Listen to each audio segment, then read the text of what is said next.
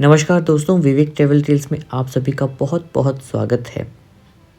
कल 8 दिसंबर 2021 को एक बेहद दुखद दुर्घटना में सीडीएस जनरल विपिन रावत जी की असामयिक मृत्यु के समाचार ने पूरे देश को अत्यंत पीड़ा से भर दिया।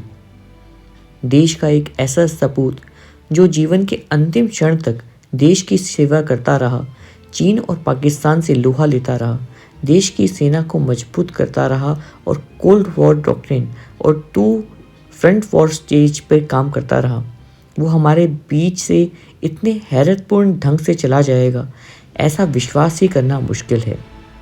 दोस्तों, जनरल रावत के चले जाने का सबसे ज़्यादा फ़ायदा अगर किसी को होगा तो वो है पाकिस्तान और चाइना, क्योंकि जनरल विपिन रावत दोनों की ही आंखों में खटक रहे थे और इस विस्मयकारी मृत्यु की निष्पक्ष जांच होना अत्यंत आवश्यक है। जनरल विपिन रावत की तरह ही देश में कुछ ऐसी मृत्यु भी हुई हैं जिनसे साजिश की बू आती है और उन पर विश्वास करना मुश्किल ही रहता है। तो चलिए आज हम बात करते हैं उन लोगों की जिनकी इस तरह विस्मयकारी मृत्यु हुई। होमी जहांगीर भाभा को भारतीय न्यूक्लियर प्रोग्राम का जनक कहा जाता है। वो एटॉमिक एनर्जी एस्टेब्लिशमेंट के फाउंडिंग डायरेक्टर थे, जिसे आज भाभा एटॉमिक रिसर्च के नाम से जाना जाता है। अमेरिका की नज़रों में होमी जहांगीर भाभा किसी दुश्मन से कम नहीं थे, क्योंकि doctor Bhabha India's 3 stage nuclear programme पे काम कर रहे थे। क्योंकि भारत के पास प्रचुर मात्रा में थोरियम रिजर्व हैं, वहीं यूरेनियम के भंडार अत्यंत कम हैं और इसलिए वो भारत की किस्मत बदलने वाले थोरियम न्यूक्लियर प्रोग्राम पर बहुत तेज़ी से आगे बढ़ रहे थे।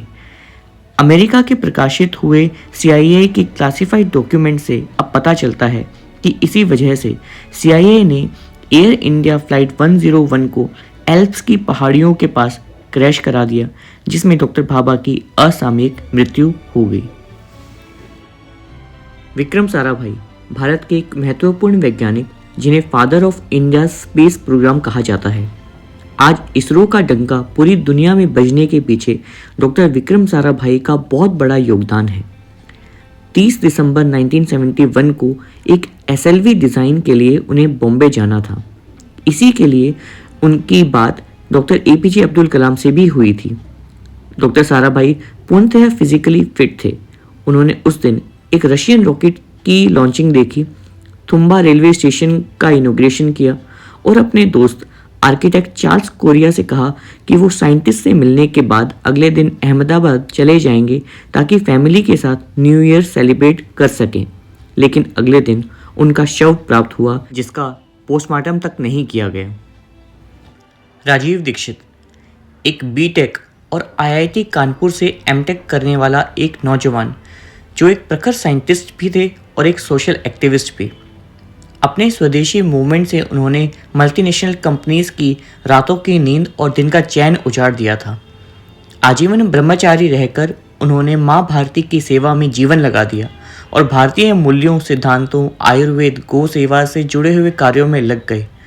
उन्होंने 1991 में आज़ादी बचाओ आंदोलन शुरू किया और पेप्सी और कोका कोला के सेहत के नुकसान को जन जन तक लेकर गए।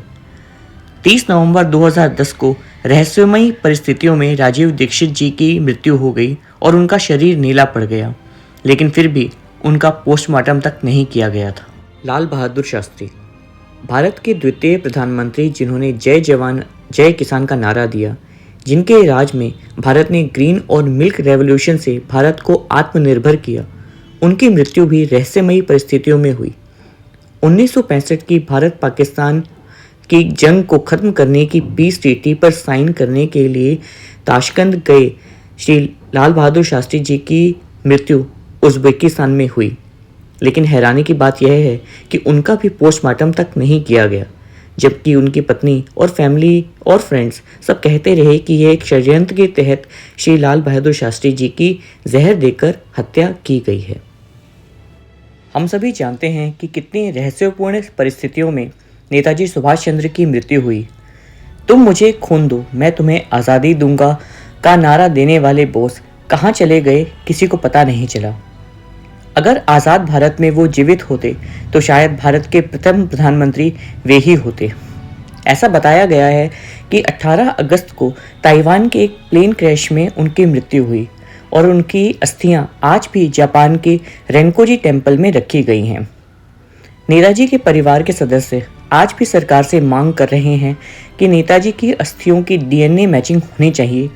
बहुत से लोग ऐसा भी मानते हैं कि फैजाबाद में रहने वाले गुमनामी बाबा और कोई नहीं बल्कि नेताजी सुभाष चंद्र बोस ही थे। संजय गांधी इंदिरा गांधी और फिरोज गांधी के छोटे बेटे थे और उन्हें इंदिरा गांधी का सक्सेसर भी माना जाता था।